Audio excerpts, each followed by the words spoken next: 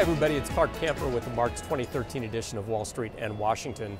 Today I'd like to cover three topics. One is the inexorable ongoing federal budget battles. Second is what we can expect to see in cash policy making in the remainder of 2013. And then the third is to comment on a couple important developments at the CFTC.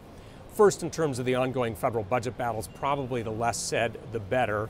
But we obviously are continuing to move from one manufactured crisis to the other. There's some, I would see sort of some positive developments there in terms of the fact that the street, the media have, I think, paid less attention, rightly so, to Washington's histrionics. And so the sort of crises have been less seemed less impactful, if you will. Also, I think on the positive side, we've seen both parties move to try to cut deals and get beyond these crises and move forward. So I think that, to me, really is the takeaway. Continue to expect we're going to hit these crises.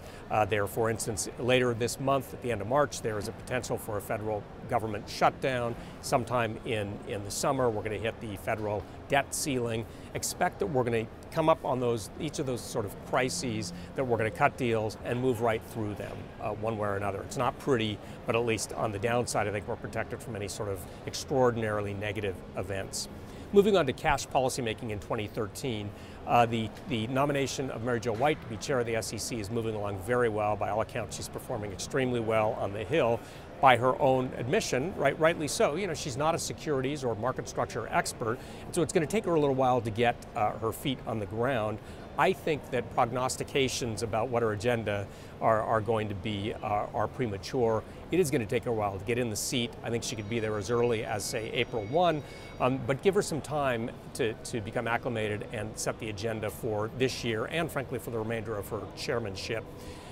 Moving on to those, so what can we expect to see out of the SEC this year? I do think we'll see there's some discrete pieces, mostly with a sort of a tech theme woven through them, that are definitely teed up. For instance, Chairman Walters recently has announced that the SEC is going to promulgate a Reg SCI, which would essentially codify, and then some, but codify at minimum, the voluntary automated review program that's been in place at the SEC for a long time.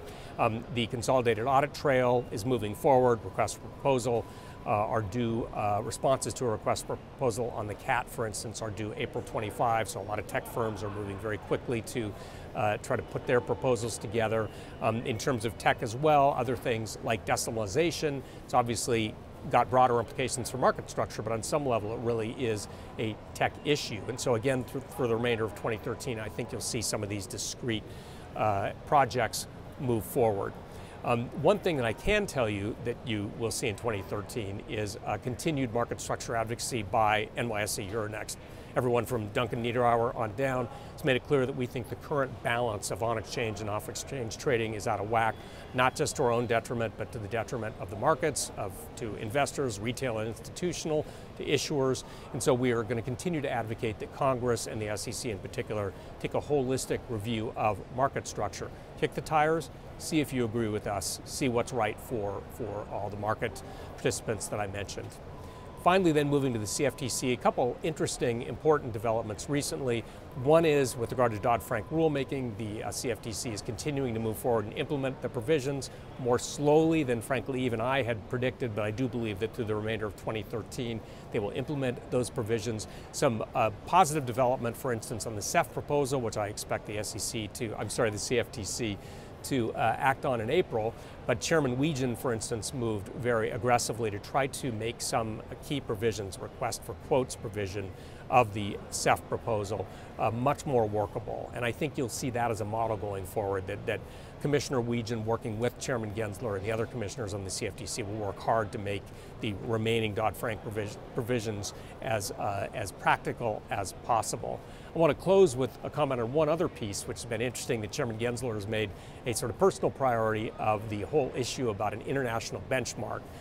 In other words, where do we go from LIBOR, and do we go someplace from LIBOR? He's made it clear that he believes we really should go someplace from LIBOR, and we've participated in a lot of discussions, both publicly and privately there. I think it's hard to argue with a lot of the premise of his arguments.